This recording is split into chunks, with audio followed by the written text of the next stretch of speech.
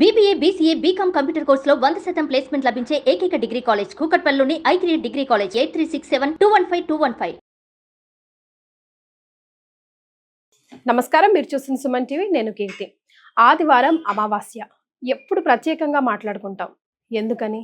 నరదిష్టి, నరఘోష, వ్యాపార అభివృద్ధి కావాలన్నా, పెళ్లిళ్ళు ఇన్ టైంలో అవ్వాలన్నా, పిల్లలు అభివృద్ధి చెందాలన్నా ఈ రోజుని సద్వినియోగం చేసుకోవాలంటే ఏం చేయాలి, ఏం చేయకూడదు, అసలు అమావాస్య రోజు చేయాల్సిన దాన ధర్మాలు, చేయకూడని దాన ధర్మాలు ఏంటో మనకు తెలియజేయడానికి ప్రముఖ ఆస్ట్రాలజర్ బ్రహ్మశ్రీ నందిబట్ల శ్రీహరి శర్మ గురుగారు ఉన్నారు.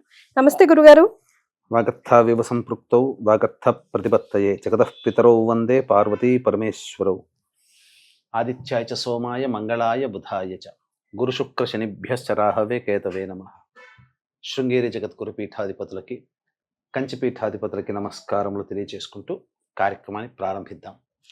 గురుగారు, ఎన్ని అమావాస్యలు వచ్చినా ఆదివారం అమావాస్య వస్తే దాని గురించి ప్రత్యేకంగా మాట్లాడుకుంటాం. ఎందుకని? చాలా ప్రత్యేకమైనటువంటి రోజమ్మ అమావాస్యకి, ఆదివారం అమావాస్యకి. గురుగారు, అంటే మనకు శాస్త్ర మూలాల్లో గనక వెళ్ళినట్లయితే అమావాస్య రోజున మనకు చంద్రుడు కనబడడు.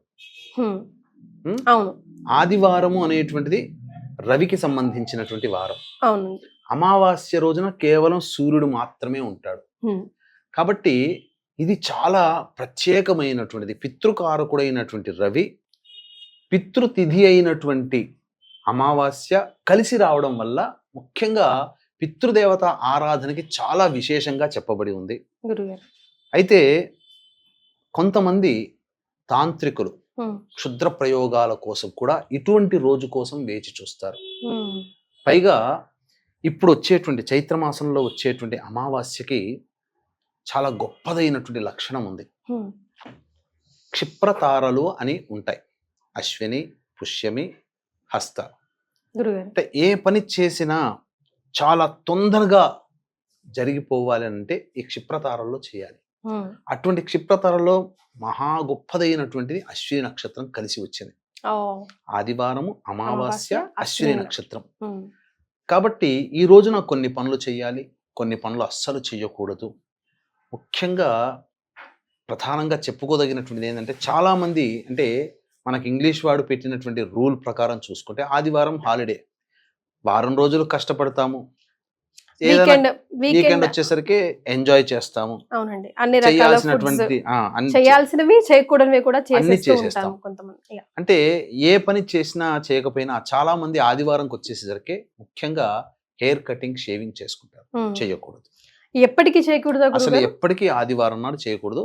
అందున ఈ అమావాస్య, పౌర్ణమి, అష్టమి, చవితి ఈ తిథులలో అస్సలు చెయ్యకూడదు. ఎందుకని గురుగారు? దానికి ఏదైనా అంటే మన ఆరోగ్యానికి, అంటే ఎందుకంటే మనకు ఆరోగ్యానికి, మన శిరస్సుకి మనకు సంబంధించిన లింక్ ఉంటుంది.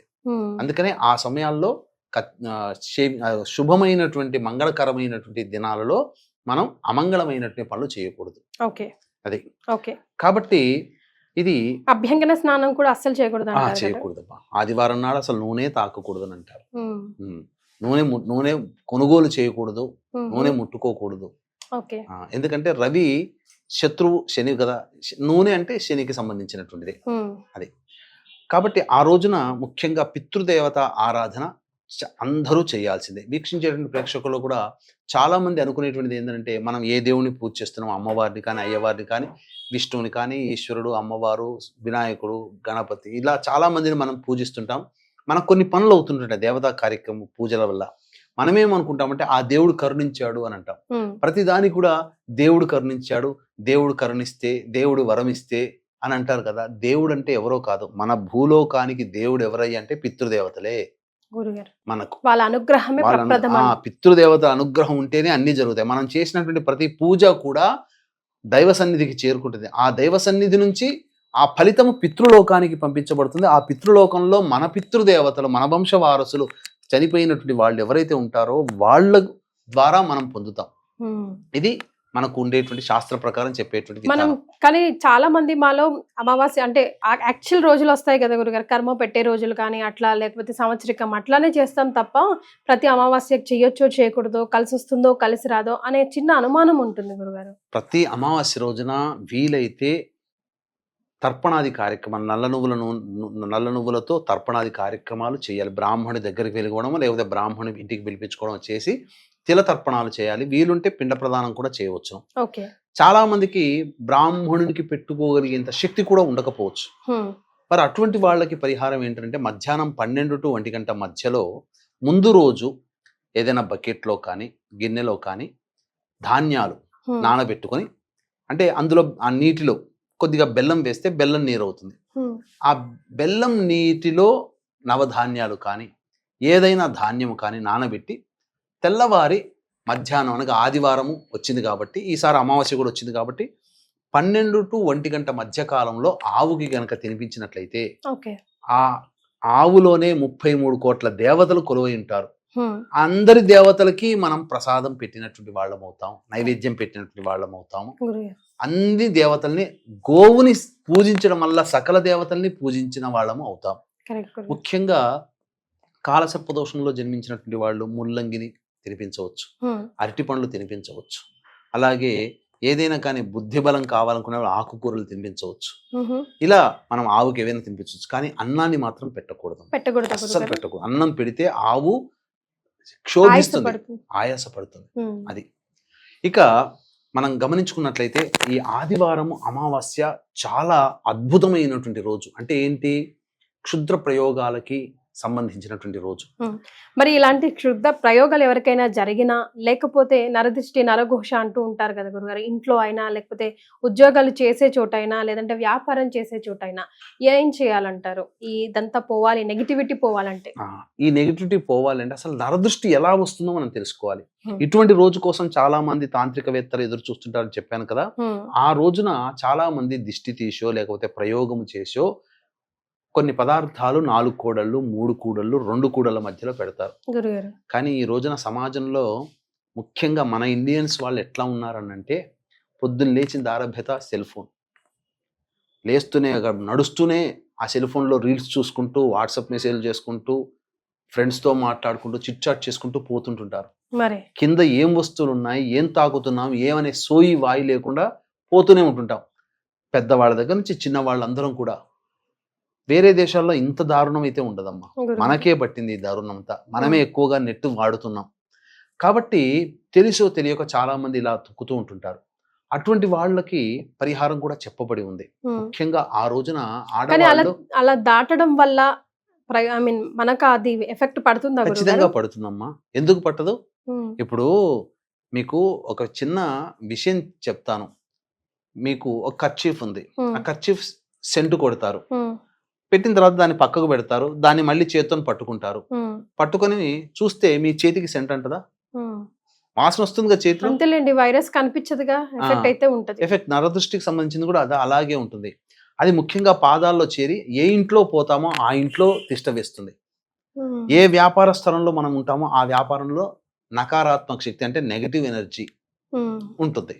కాబట్టి అది పోవాలి అని అంటే దానికంటూ ఒక ప్రత్యేకమైన ఆదివారం రోజున ప్రత్యేకంగా ఒక సమయం ఉంటుంది. పైగా అమావాస్య కూడా కలిసి వచ్చింది కాబట్టి ఇంకా చాలా ప్రత్యేకమైనటువంటిది. ఆ రోజున చిన్న పరిహారం చేసుకుంటే చాలమ్మా. అయితే వీక్షించేటువంటి ప్రేక్షకులు కూడా గమనించాల్సినటువంటిది, ఈ వైశాఖ మాసము తదియ రోజు అక్షయ తృతీయ అని అంటారు. ఈ అక్షయ తృతీయ సందర్భంగా జాతకరీత్యా కలుగు విద్య, వివాహ, ఉద్యోగ, దాంపత్య, అనారోగ్య సమస్యల నివారణకి ముఖ్యంగా మీనమేష, మిథున, కర్కాటక, సింహ, కన్య, వృశ్చిక, ధనుస్సు, కుంభరాశులలో జన్మించినటువంటి వారికి శనిదోష పరిహార్థమే శనీశ్వర హోమము, అఘోర పాశుపత మంత్ర హోమంతో పాటు ముఖ్యంగా ఆ రోజున లక్ష్మీదేవి ఆరాధన విశేషంగా చేయాలి. కాబట్టి లక్ష్మీ మూలమంత్ర సంపుటిత లక్ష్మీ సూక్త హోమం అనేటువంటిది చేయించడం జరుగుతుంది. అందులో ఆ కార్యక్రమంలో అక్షయ తృతీయ రోజున కార్యక్రమంలో గోతనామాలు నమోదు చేసుకున్నటువంటి వారికి ఈ శంకరుంగలి మాల, శంగాలి కరుంగలి కలిపినటువంటిది అత్యంత అరుదుగా మీకు బయట దొరకదు. అత్యంత అరుదుగా మీకు రాగిలో చుట్టబడినటువంటిది ఈ శంకరుంగలి మాలని మీకు శక్తిపాతము చేసి ఇవ్వడం జరుగుతుంది. అవకాశం ఉన్న వాళ్ళు ఈ కార్యక్రమంలో పాల్గొని మీ గోత్రనామాదులు నమోదు చేసుకొని దీన్ని సొంతం చేసుకోవచ్చు.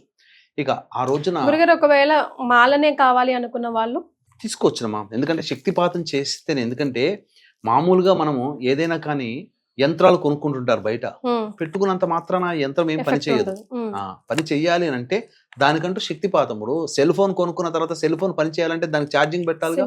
ఈ ఛార్జింగ్ లాంటిది ఇది శక్తిపాతం అనేటువంటిది. ఓకే, వీటికి శక్తిని ప్రసాదిస్తాం రైట్. అట్లాంటిది అనమాట. కాబట్టి శక్తిపాతం చేసినటువంటిది అందరికీ చక్కగా ఇవ్వచ్చు. ఇటువంటిది మాల ధరించడం ద్వారా కాలసర్పదోషము, అలాగే కుజదోషము, నెగిటివ్ ఎనర్జీ అనేటువంటిది వెళ్ళిపోతుంది, పాజిటివ్ ఎనర్జీ వస్తుంది. చాలా మటుకు కొన్ని కర్మదోషాలు మనకు తొలగిపోతాయి. ఎస్, ఆ. రైట్. సో కింద స్క్రోల్ అవుతున్న నంబర్కి కాల్ చేసి మాల కావాలన్నా కూడా డైరెక్ట్ గా ఆర్డర్ పెట్టుకోవచ్చు, అంతే కదా గురుగారు? అవునమ్మా. రైట్. ఇక ఆదివారం రోజున మామూలుగా రాహుకాలం 4:30 నుంచి 6 గంటల మధ్య కాలంలో ఉంటుంది.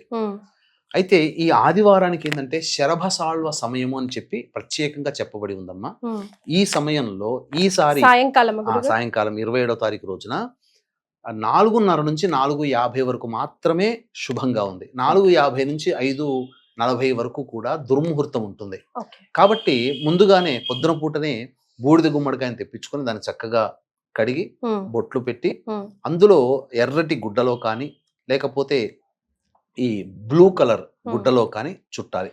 అందులో ఈ గుమ్మడికాయతో పాటుగా నల్ల జీడి గింజలు, దిష్టి గవ్వలు, అలాగే పటిక, ఎండు మిరపకాయలు ఇలాంటివి అందులో పెట్టి చుట్టి ఈ 4:30 నుంచి 4:50 సాయంకాలం పూట మధ్యకాలంలో ఇంటికి గుమ్మం దగ్గర వేలాడదీసిన, వ్యాపార స్థలంలో పెట్టిన నెగిటివ్ ఎనర్జీ పోతుందమ్మా. అందుకనే మన శరీరంలో నెగిటివ్ ఎనర్జీ పోవాలి అని అంటే పూర్వకాలంలో చెప్తే వింటారో వినరో అని చెప్పి గుమ్మడికాయ వడియాలు మన చేత తినిపించేవాళ్ళు.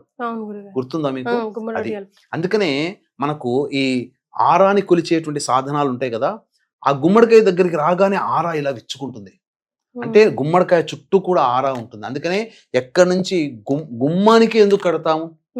ఇల్లు అన్నప్పుడు ఎక్కడో చోట కట్టొచ్చుగా, ఏదో చోట కిటికీకో లేకపోతే ఏదో మూలకో కట్టొచ్చు కదా. గుమ్మానికి ఎందుకు కడతామంటే ఆ గుమ్మం కింద గుండా మనం ఇంట్లోకి ప్రవేశిస్తాం. కాబట్టి ఎప్పుడైతే మనం ప్రవేశిస్తామో ఆ బూడిద గుమ్మడికాయకి దగ్గరికి ఎప్పుడైతే వెళ్తామో ఒక శక్తి ఉంటుంది. ఆ శక్తి మన బాడీ మీద రావడం వల్ల నెగిటివ్ ఎనర్జీ మన బాడీలోంచి వెళ్ళిపోతుంది. బయట ఎక్కడైనా తొక్కి వచ్చినా ఆ ప్రభావం పోతుంది. కాబట్టి ఇటువంటి మంగళకరమైనటువంటి రోజున గనక ఎవరైతే ఈ విధమైనటువంటి పరిహారం ఇంట్లో కానీ వ్యాపార స్థలంలో చేసుకుంటారో వాళ్ళకి నెగిటివ్ ఎనర్జీ పోతుంది. ముఖ్యంగా ఈ ఆదివారం అమావాస్య ఉన్నటువంటి రోజున మధ్యాహ్నం పూట చక్కగా వృద్ధాశ్రమంలోకి వెళ్ళి పెద్దలకి ఏదైనా వాళ్ళు తినగలిగే పండ్లు, ఇతర ఫలాలు ఇచ్చి వాళ్ళ ఆశీర్వచనం తీసుకొని వచ్చినట్లయితే పితృదేవతల యొక్క అనుగ్రహం కలుగుతుంది.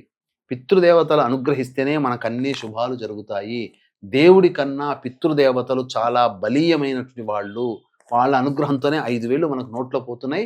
అన్ని విషయాలుగా ఆనందంగా జీవించగలగడానికి కారణము పితృదేవతలే. మనం సమస్యలు ఇబ్బంది పడుతున్నాము, అలాగే ఏది కూడా సంతోషం ఉండలేకపోతున్నామంటే ఆ పితృదేవతను ఆరాధన చేయకపోవడం వల్ల మనకు వచ్చే సమస్యలుగా భావించాలి. కాబట్టి ఇక నుంచి అయినా కానీ ఇటువంటి అవకాశాన్ని సద్వినియోగం పరుచుకొని చక్కగా చేసుకుంటే జీవితంలో పైకి ఎదుగుతామని చెప్పొచ్చు.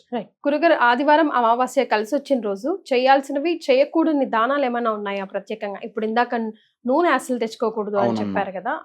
చెయ్యకూడని పనులు అయితే ఉన్నాయమ్మా. ఏంటంటే షేవింగ్ చేసుకోకూడదు, కటింగ్ చేసుకోకూడదు, మద్యపానము, ధూమపానము, మాంసాహారం తీసుకోకూడదు. ముఖ్యంగా దాంపత్యం అస్సలు పనికిరాదు.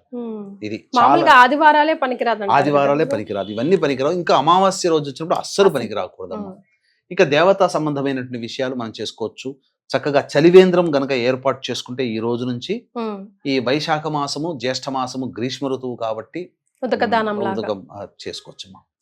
చాలా సంతోషం గురుగారు, ధన్యవాదాలు. సర్వం శ్రీ ఉమామహేశ్వర పరబ్రహ్మార్పణమస్తు.